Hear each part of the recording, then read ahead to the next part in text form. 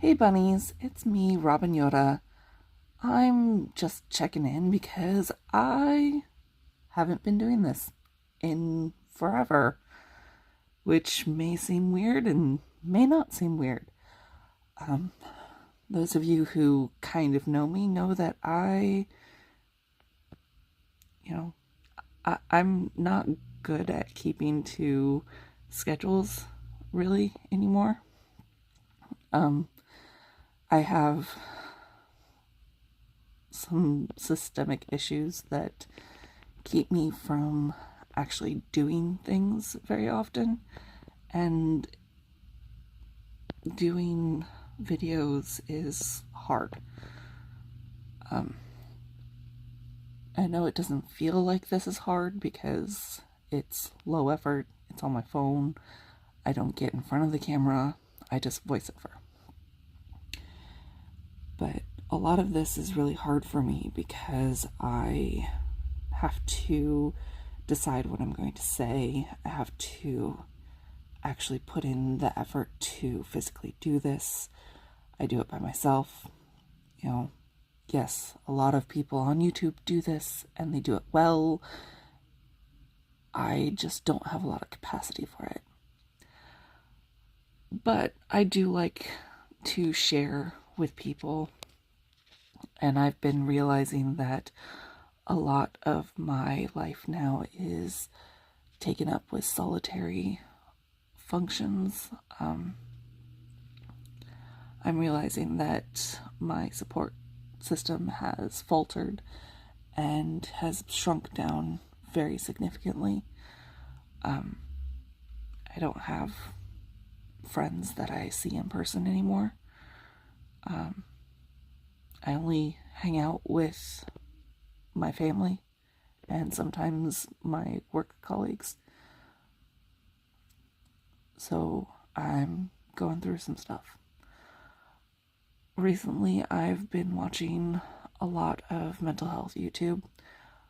I'm kind of obsessed with watching the backlog of Dissociated, and that's awesome because she's got a really, well, her system, the system. I'm always so bad at sticking with a person's described reality because, I live in a reality and they live in a separate reality. Everyone lives in a separate reality from me. And sometimes I only see a fraction of what reality is really. But what I was thinking about when I decided to do this video was there's a lot of advice about self-care going around, and a lot of people are like, well, it never used to be a problem with, people saying stuff about you and you actually hearing it. And I'm like, I'm glad that most people get to say, back before social media was a huge thing, I didn't have a lot of detractors calling me names or commenting on my body or telling me that my personality sucked just because of the fact that I'm alive.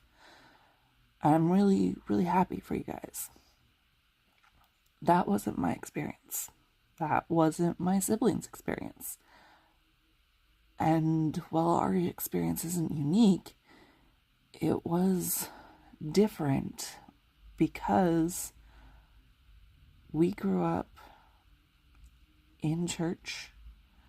And not just, we were raised religious. It's, no, we grew up as the pastor's kids. And a lot of adults in the church who didn't like my dad decided that it was okay to bully his kids. We got the, well, you guys are devil children treatment. We got the, why don't you have straight A's? You're the pastor's kid, you have to have straight A's. Or, well, you shouldn't be playing like that because you're the pastor's kids. You need to be perfect.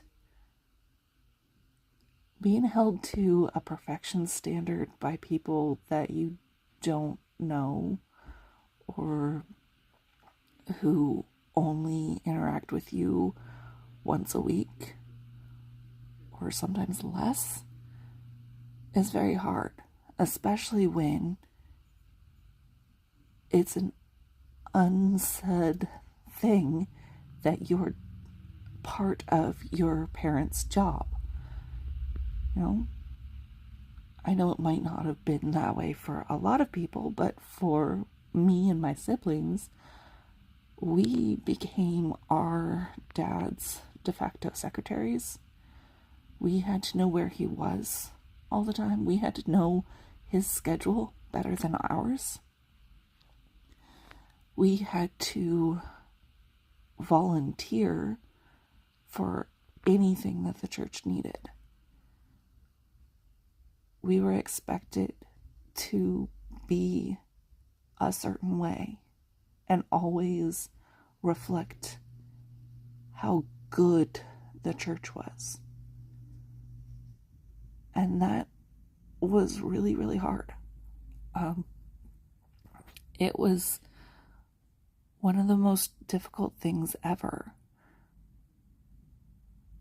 And that's where you get a lot of the, the misconceptions that pastors' kids always are rebellious or they're always drug addicts or something.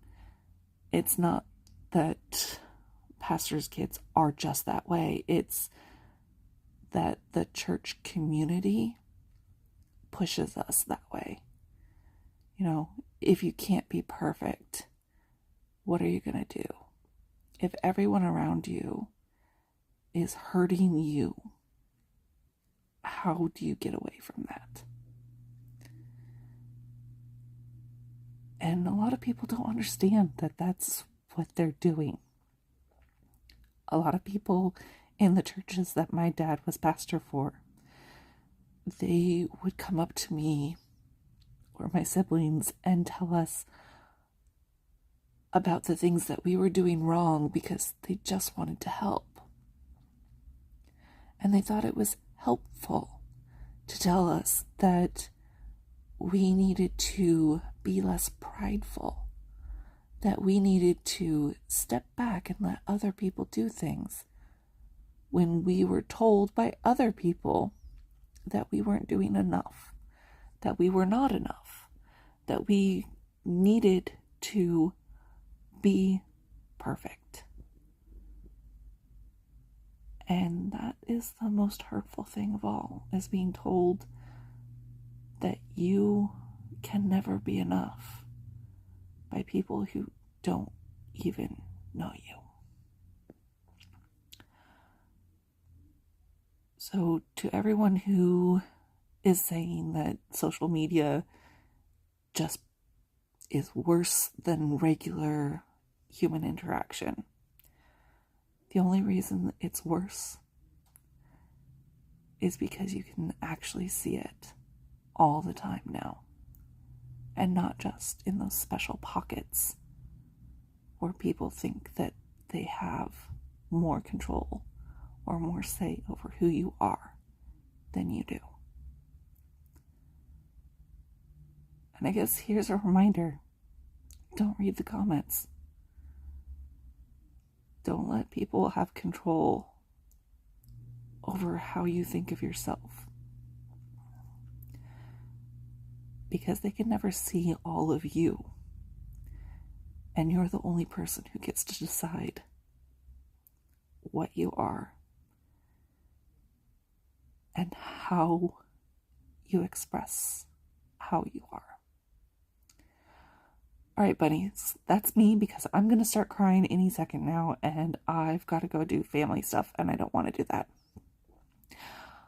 Have a great day. And remember, I love you.